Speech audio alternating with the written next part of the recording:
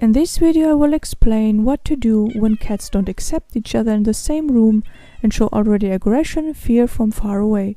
Also how to introduce a completely new cat to a resident cat as stress-free as possible. First things first, both cats should get a lot of play daily. Later, when the cats accept each other in the same room, part 1 of this tutorial will help you to make your cats friends and to keep the peace. You can find that in the pinned comment. First, separate the cats in different rooms. Of course, both cats should have in their separate territory all the necessary stuff like a litter box, a bowl with water, a big cat tree, toys and sleeping places. There should be definitely no free feeding for all cats, but instead fixed meal times. That is a very important requirement.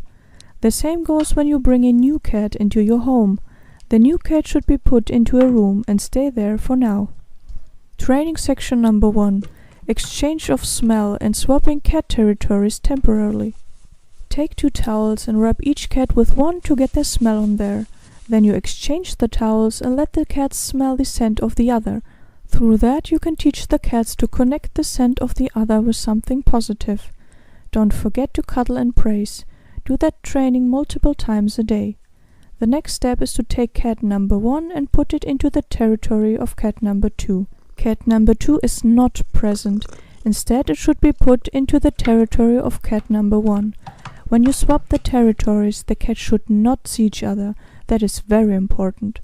While the cats are in the other territory, you should use a lot of play, cuddle, praise and treats.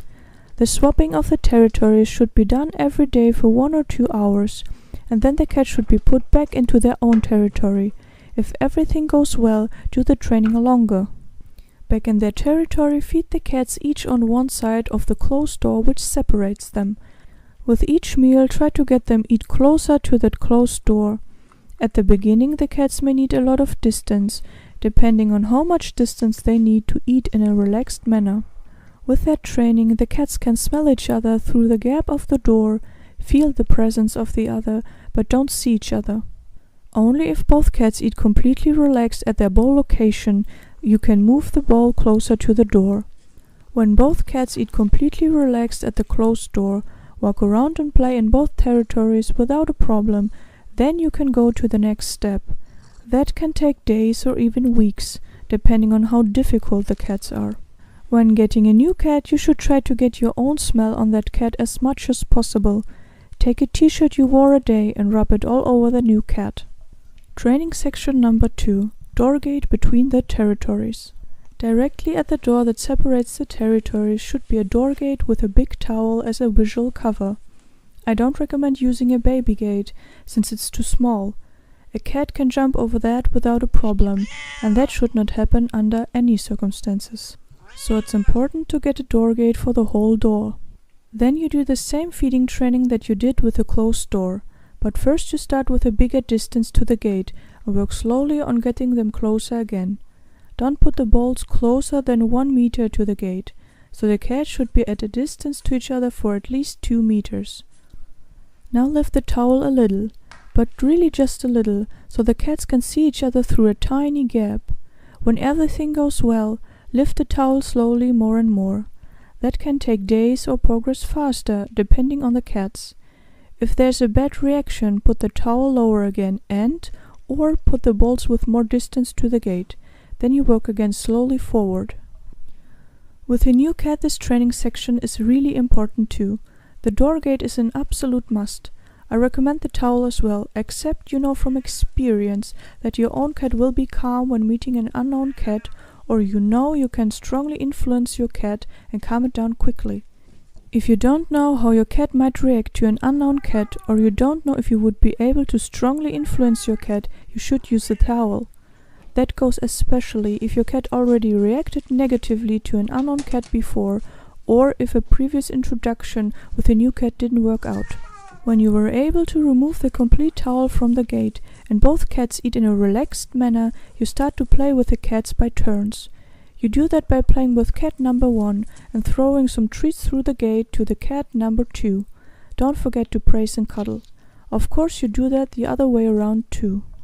The goal of playing by turns is that both cats can get used to the movements of the other cat and also learn that they can play without worries while the other is in sight. That increases the trust between the cats and is very important. Do the playing multiple times a day, and so many days till the cats don't show any hesitation, tension, or any other negative behavior, and play full of joy. After that, you also do the playing when both cats are in the territory of the other. Through that they get used to seeing the other cat in their own territory and see that still only positive things happen. To do that is very important, and if only both cats show again no negative behavior, play and eat without worries, then you can go the next step.